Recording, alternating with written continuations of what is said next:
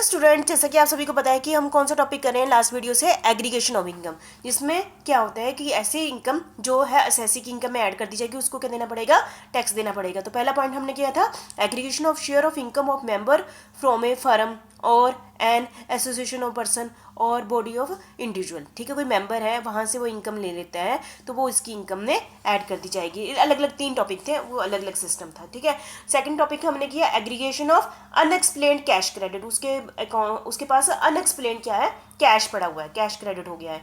तीसरा टॉपिक क्या पढ़ा हमने, अंडर सेक्शन 68 दोनों में पढ़े थे, aggregation in case of unrecorded and unexplained investment. ठीक है, उसने ऐसे ब्लैक मनी इकट्ठी कर ली है, अनरिकॉर्ड किया हुआ है, रिकॉर्ड नहीं किया उसको और एक्सप्लेन नहीं कर पा रहे कि इन्वेस्टमेंट कैसे हुई है। ठीक है, तो उस पर क्या देना पड़ेगा, टैक्स देना पड़ेगा। ठीक है, नेक्स्ट है हमारा aggregation in case of unrecorded and unexplained money. ठीक है, वही टॉपिक आ गया। ठीक है, पर सेक्शन 69A है, 69A है। ठीक है, कि कोई पीपल है ना, लोग हैं, वो एक्सप्लेन, उसके पास मनी पड़ी हुई है पर वो एक्सप्लेन नहीं कर पा रहे हैं। उन्होंने स्पेकुलेटिव से पैसे कमाए हैं या इलीगल ढंग से पैसे कमाए हैं, इलीगल ढंग से पैसे कमा लिए हैं। ठीक है, और उन पैसों को कहाँ लगा दिया है, करेंसी में लगा दिया है, ज्वेलरी में लगा दिया है, डायमंड में लगा दिया है, अदर वैल्यूएबल थिंग्स में पैसा लगा दिया है। ठीक है, जब इनकम टैक्स डिपार्टमेंट आता है तो एक्सप्लेन नहीं कर पाते कि हमारे पास पैसा कहाँ से आया है। ठीक है, और ये इन सभी के वो मालिक बैठे हुए हैं। तो income tax point of view से ये सारी इनकम जो भी प्रॉपर्टी इन्होंने खरीदी हुई है ये उसकी इनकम में ऐड कर दी जाएगी और उस पर क्या देना पड़ेगा, उनको टैक्स देना पड़ेगा, मतलब एग्रीगेशन ऑफ इनकम हो जाएगी। ठीक है, हमारा टाइप ऑफ टॉपिक ये है ना, अनरिकॉर्डेड, रिकॉर्ड नहीं है, और अनएक्सप्लेन्ड मनी। ठीक है, अंडर सेक्शन 69A। ठीक है, नेक्स्ट कर लेते हैं aggregation regarding amount of investment not fully disclose in the books of account, section 69B।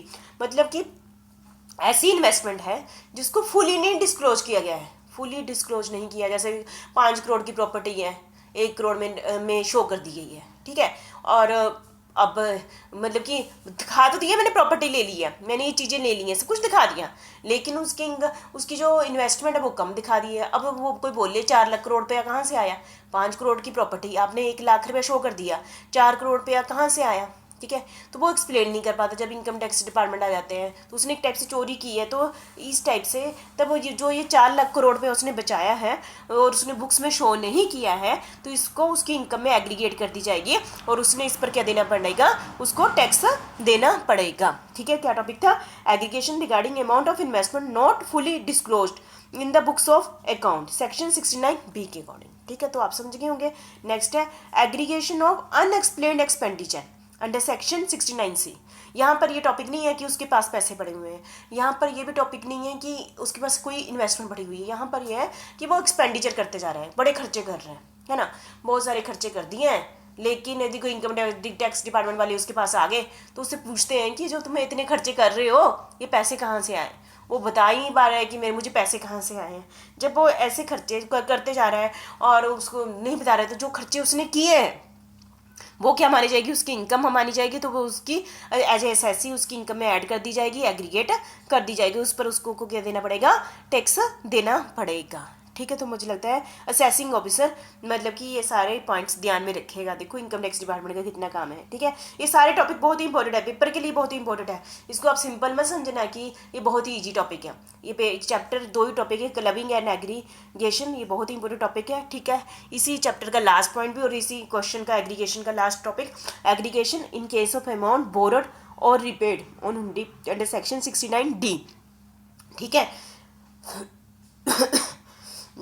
जैसे कि कोई पर्सन है सारा दिन काफ़ी सारी ट्रांजैक्शन करता है, फाइनेंशियल ट्रांजैक्शन करता है, कुछ ट्रांजैक्शन वो क्या करता है, गायब कर देता है, बीच में क्या कर देता है, छुपा लेता है ताकि उसको कम टैक्स देना पड़ेगा। ठीक है, तो ऐसे केस में यदि वो छुपा लेता है तो क्या होगा, असेसिंग ऑफिसर उसको पहचान लेगा और उसकी इनकम में ऐड कर देगा और उसको उस पर क्या देना पड़ेगा, टैक्स देना पड़ेगा। ठीक है, तो इस एग्रीगेशन के अंदर हमारे 7 पॉइंट थे, सारे बहुत ही इंपॉर्टेंट थे। सेक्शन 68 बहुत इंपॉर्टेंट था, 69A इंपॉर्टेंट था, 69B बहुत इंपॉर्टेंट था, 69C इंपॉर्टेंट था, 69D देखो सारे एक सीरियल वाइज चले हुए हैं। ठीक है, तो ये सारे आपने अच्छे से कर लेने हैं। ठीक है, ये बहुत ज़्यादा इंपॉर्टेंट टॉपिक है, मैं बार बार आपको बोल रही हूँ, क्लबिंग एंड एग्रीगेशन एक चैप्टर भी आपका और एक बहुत ही इंपॉर्टेंट टॉपिक है। तो आप सभी ने इसको अच्छे ढंग से कर लेना, ठीक है। बस इन दोनों टॉपिकों में यही था कि उसने जो अपने आप को टैक्स से बचाने के लिए किसी को ट्रांसफ़र कर दी है प्रॉपर्टी, या किसी को इनकम ट्रांसफ़र कर दी है, ठीक है, और उसने शो नहीं किया, अनएक्सप्लेन्ड है, इन्वेस्टमेंट